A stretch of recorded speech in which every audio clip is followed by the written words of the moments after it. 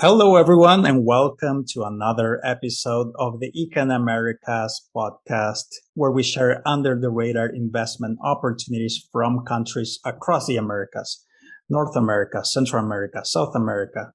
Make sure to subscribe to our YouTube channel and find us on all the major podcast platforms we're on. We're on Spotify, Apple Podcasts, Google Podcasts, you name it. If this is the first time you are listening to our show, Econ Americas is a startup research firm that provides economic and financial intelligence. You can learn more about us and our services at econamericas.com. I'm your host, Daniel Duarte, editor at Econ Americas from Asunción, Paraguay, and today I'm joined by Mark Brennan. He's currently CEO and co-chairman at Cerrado Gold, and he has extensive experience over 30 years of financing and operating mining projects in the Americas, including Mexico, Peru, Argentina, Brazil. So he is the perfect man for the job of today, which is discussing gold mining in Latin America. Mark, thank you so much for joining us today. Thank you very much for having me, Daniel. It's my pleasure. Great. And to kickstart our conversation, Mark, why don't you give our listeners a brief overview of the region in terms of gold deposits and which countries are the leading producers, or at least the ones receiving the most attention? Thank you, Daniel. I mean, I guess in terms of my experience, again, is in South and Latin America has really been focused on Mexico, Honduras, Brazil, Argentina, Peru, and it really often depends very largely on the commodities which you're looking at. In terms of the obviously most of my experience has been in Brazil. In Brazil, I started with a gold company and then moved to a vanadium company of all things, and which not too dissimilar from niobium, where Brazil has the leading position in the world in niobium. But then also, I've been focusing on I've been in Argentina producing gold, and Argentina is a very strong silver producer, as we see elsewhere. Chile obviously on the copper side and lithium side, and then you have Brazil and the iron ore side in particular. So they all have their benefits, and probably one of the reasons why I've gravitated down towards South America and Latin America is because I find that there's a lot more geological potential for exploration than I would find in North America, for example. In North America, we do still find significant deposits, but we still have, the ratio of the number of companies who are looking for those deposits and the deposits themselves is very, very high. I prefer to go down to Latin America and South America. I was born in Colombia. I have a good experience. I lived in Brazil, and so before I started my career, and so from that perspective, I'm comfortable in the regions. I'm comfortable in the with the politics and the machinations that occur, and frankly, in many instances, I find them contrary to people's perceptions. That actually is probably a little more friendly than what I would find in North America or other places. So I've had a very good experience in South America and Latin America, and my investors have done very well, and I think that's what the communities have done well. Of course, the stakeholders have done well. So that's really what's been important. Right, perfect. And as many of our listeners may know, mining is a big source of foreign investment in Latin America. There are very large companies around the region. Can you give us a ballpark estimation of the amounts involved in this industry? I mean, what's the size of a company that wants to explore or develop a deposit in the region? What are the kinds of amount we're talking here? Well, I mean, it can vary substantially, right? And I think in terms of you have many companies, many companies are international, whether they be Australian, English, Canadian. that go down to Latin America, and some of them are very large. You get the Newmonts, the Barracks of the world, the RTZs and such, and then others are very, very small. Cerrado, basically, we created the company for an asset to go and develop the Monte de Carmo property. So the reality is that we did not have a company or any assets or anything when we went to look at Monte de Carmo, and so we initially raised a little bit of money amongst friends and family, and so it can vary significantly in size. Right. And your company, as you mentioned, has two projects, one in Brazil and another one in Argentina. Could you explain what was the decision-making process to get into those countries specifically and not others? What did you see in those properties you are exploring? Again, I think for small groups and we don't have the substantial and significant resources of teams, of teams or money that major companies have, and so we have to be very selective in terms of what we see and what we decide to get involved in, because often we become one asset companies. So if you look at what, for example, Cerrado, we were brought a project by a couple of friends of ours who we've known for 35 years. And basically these guys have a good history. They're two geologists who have a history of finding assets and good assets. They found the Volta Grande project, which is the largest undeveloped gold project in Brazil right now, with about 7.5 million ounces. The unfortunate thing is in a jurisdiction that probably in the Amazon, which is not so favorable. When they brought us this project, it wasn't in the Amazon. It was actually in a very wealthy state that has substantial infrastructure. So, we trusted these two geologists. We did our due diligence, and we liked the project. Moving into Argentina, I had never had any exposure to Argentina before. But really what we saw there is we saw an asset that had substantial money spent on it. The previous owners, they bought the property for $100 million. They put in $120 million of infrastructure, and you had first-class infrastructure. And we saw a disconnection between the resource grade and what they were mining, which meant that they weren't, in our view, they weren't generating the cash flows that we felt they should. And so basically, Argentina was a purely opportunistic perspective that, we thought, okay, on a base case basis, we've got 8 to 9 years of 50,000 ounces of production of gold a year at a cost of $1,000. Well, if a gold price is $1,800, I'm going to make 30 to 35 million of free cash a year, Right. which is a nice asset.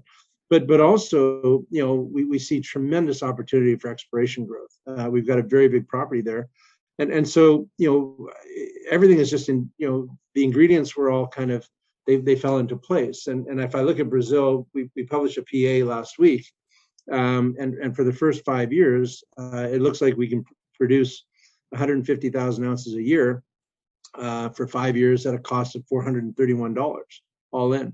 And so that would put us as the lowest gold company cost of production in the world. Now, I never expected that when I got involved, but at the same point, you got to get lucky as well, to a certain extent. So we saw in both instances, there's a lot of risk, but at the same point, we tried to measure our risk and determine what the downside was compared to the upside, and we felt that the risk was worth it. Right. And in Latin America, we know there is a degree of political risk, as in many regions, but in Latin America in particular, there are many factors and also with any change of government, it brings in new policies. How can you control for those kinds of risks, or how could a company navigate those environments to succeed with a project? Very carefully. It's always easier when countries have the rule of law, and that they adhere to the rule of law. And most countries have the rule of law, but it's a question of how tightly they adhere to the rule of law. And I think in terms of Brazil, I've run, or I've been involved in probably 3 companies now in Brazil. Two mining is my third, so 3 mining companies and an oil and gas company. And I've never encountered any form of corruption or any form of impediment to my business, aside from what I consider to be normal course. In some countries, you tend to find that the institutions, whether it be a mining agency or a regulatory environmental agency, they may not be tremendously sophisticated, but they have procedures in place, and they abide by the procedures. And sometimes maybe you'll find, in the odd case, you'll see a leapfrog of one asset over another asset because of government importance. And that's something that happens everywhere. But I'd say that for the most part, it would be very difficult, for example, to operate in Venezuela. That would not be an area that I'd be comfortable going. And there are probably a couple other jurisdictions in South America that I'd be uncomfortable with. But for the most part, I find, the rule of law exists, procedures and methodologies are generally adhered to. And that's the most important thing. I look at, there are sometimes consequential macro developments that impede your ability to do business. For example, in Argentina, in 2019, in September 2019, while we were in the middle of negotiations for MBN, they introduced currency controls, and that hurt. I mean, that hurt a lot of businesses. Ironically, the government is trying to foster the mining sector because the mining sector is a tremendous way that many different countries increase their balance of payments by exporting dore in exchange or commodity for US dollars. And so, but that's something that I don't necessarily view as something that is going to last forever. And I think that that's a risk that we had calculated, and we felt that it was a risk worth taking, and we feel that we can operate within that confine. I see. So long story short, I mean, I think that not only Argentina, but South America, in my view, is a very friendly place to work. And I'm currently on the board of a company that has an iron ore mine in Quebec. And Canada has brought in Quebec, the province of Quebec has introduced new environmental regulations that make it extremely difficult and very lengthy in terms of the timeline to bring a mine into operation. Where I think that perhaps in South America, it's not quite as complex or as timely, which is very important to a young company.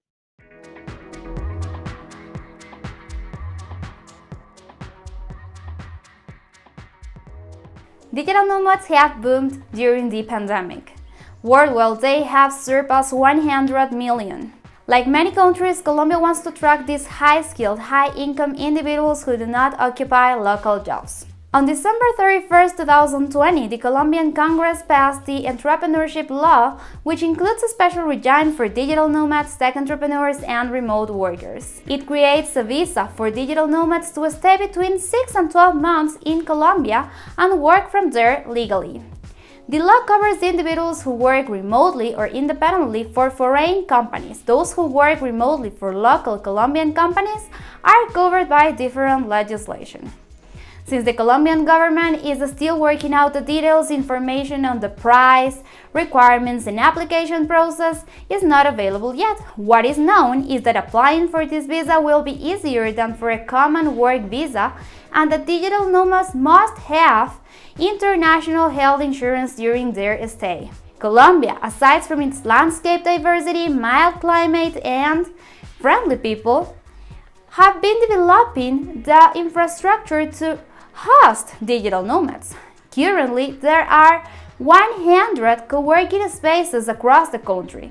53 of them are located in the capital city, Bogota. Foreign companies such as WeWork, Cowork Latam, Regus, and Spaces run most of the co-working spots. Tinko, with a presence in Bogota and Medellin, is the sole Colombian firm in this niche. To remain competitive, Tinko creates customized offers for clients and keeps prices low, starting for $53 per month. Digital nomads can also opt for co-living spaces such as Selena or Messiah, where they can share accommodations with other guests from 1 week or more. Digital financial services are widely available since more than 300 fintech ventures have been registered already. This makes it easier to live in Colombia comfortably while earning in US dollars or other foreign currencies. Econ Americas will follow the updates on Colombia's visa for digital nomads. Subscribe to our premium content at econamericas.com/subscribe to read our backgrounder on the topic and to keep up to date on other Latin America's economic and financial opportunities.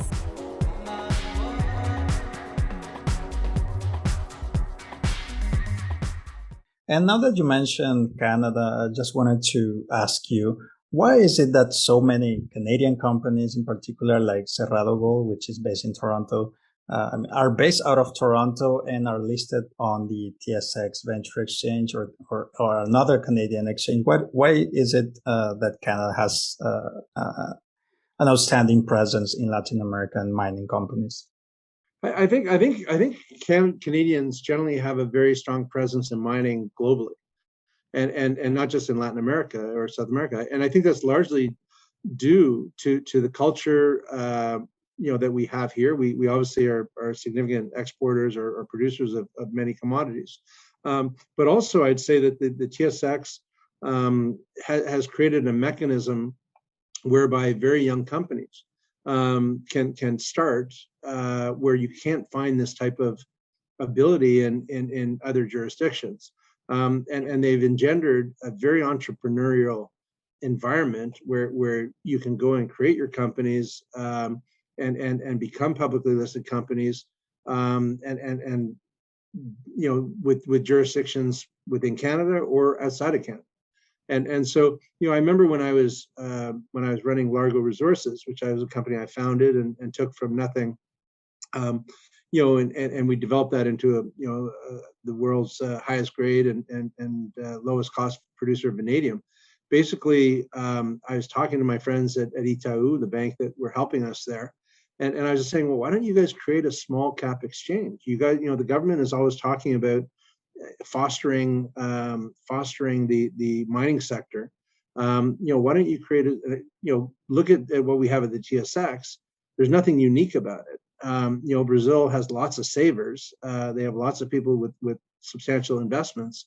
The reality is that this would be a very good way to have entrepreneurs going out and starting mining companies with the very rich assets that you have in Brazil, for example. But I don't think they ever treat it tremendously seriously. But I think that is probably, in my view, the biggest reason why we have so many mining companies all over the world, is because of this mechanism to raise money in a public market at a very early stage, and hopefully well regulated. I think it is a very good thing.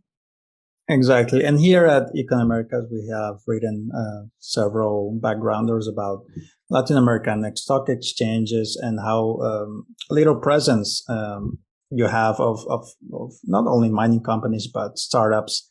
And a way for investors around the world to get exposure to Latin American mining is through the Toronto or the New York Stock Exchange or some other exchange outside Latin America, ironically. But what could be what should investors look in a company that is doing business in Latin America? What are some strong indicators of a well-performing company? I guess the way I would look at investment in general, and it would apply equally to Latin America, would be, first of all, find the right asset. The right asset is critical, because you can have good management teams that will drive a good asset. You can have bad management teams that can actually drive a good asset. So the first thing would be find a good asset. And there are many, I think there are many good assets that have saved many bad managements. But in terms of the second thing I'd say, obviously, is management. Make sure you have a strong management team who are credible, who are capable, perhaps with a little bit of experience and having done things before, but that's not absolutely necessary all the time. And the combination of which should be that listen to what the story is and listen to what the investment thesis is, and see how the asset moves along in conjunction with the management development or genealogy, and basically see how well those are attuned, and how well, one, the asset grows, and two, through its development, it doesn't have to grow in size, but through its its qualitative basis, and then also see how well management have done to push the asset forward, as well as to deliver on what they've said they're going to deliver. I think those, for me, are the two major components of any business. Right. And of course, we've talked about the financial leg of the project and the regulatory aspect. What else do you think could unleash Latin America's mining opportunities? Is it infrastructure? Is it education? I mean, training engineers, technicians. What is that in your opinion? My experience, with, for example, we recently acquired, this MDN in Argentina, and we have very talented, well-educated, and very motivated team, and we have generally 200 people at our site every week and every day, and I think what they were lacking was the leadership, but I'd say that in terms of what would, if the governments really wanted to attract capital and attract a segment, again, kind of replicating what the TSX has done in Canada would be a great idea, in my view. Right. Sure. That is a very important component of any and you project. know what? I'm sure if they needed help, I'm sure the TSX would love to be a joint venture partnership with these guys. Sure. I mean, the capital. I'm not getting paid by the TSX, by the way, just so you know. Sure. And finally, what is something that, in your opinion, is still flying under the radar of investors, but could grow over the next years? I mean, it's talking about mining in the region. Do you think it's a particular deposit, maybe inflation? What is a trend you think it's going to define the way things are done? I think the biggest thing is going to be the shortage of commodity and shortage of product. That's going to open up doors where, I think that every iterative generation is looking for fruit which is higher and higher up the tree and away from the low hanging fruit. And so what I think is critical is, companies will search far and wide, and assets that historically may not have been attractive all of a sudden become attractive. Now, probably commodity prices have moved up and the economics of the project are better, but probably companies are more prepared to look at divergent kind of elements. But at the end of the day, it's capital, right? It's capital that's driving that process. And again, coming back to it, access to capital is a very crucial and critical thing. And I think specifically as it applies to Latin America and South America, I think that there are a lot of investors that I speak to, potentially in North America and in Europe, who don't want to be in emerging economy jurisdictions. And I think as these jurisdictions become more stable over a greater period of time, I think that is going to really unleash a lot of capital, which will really drive the mining sector. Perfect. And maybe just a final thought before we leave you, Mark. Well, I think in terms of as a mining practitioner, I think the sector is moving in the right direction. I think this whole ESG movement is extremely positive, and the sense that responsible mining, bringing in all stakeholders, whether they be the local communities or adding additional environmental components. I think these are all wonderful, wonderful things for the mining sector, and I think indirectly, again, it'll get more people interested in mining, which again brings in more capital. So from that perspective, I think the sector is looking good. Balance sheets are strong for the most part. So it's a good time. Commodity prices are relatively high historically, particularly as it applies to the cost of production. So I think things are generally pretty good. Perfect.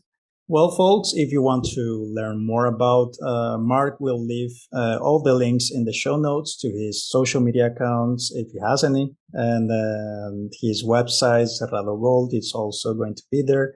And please leave us your comments, your suggestions, and see you next time.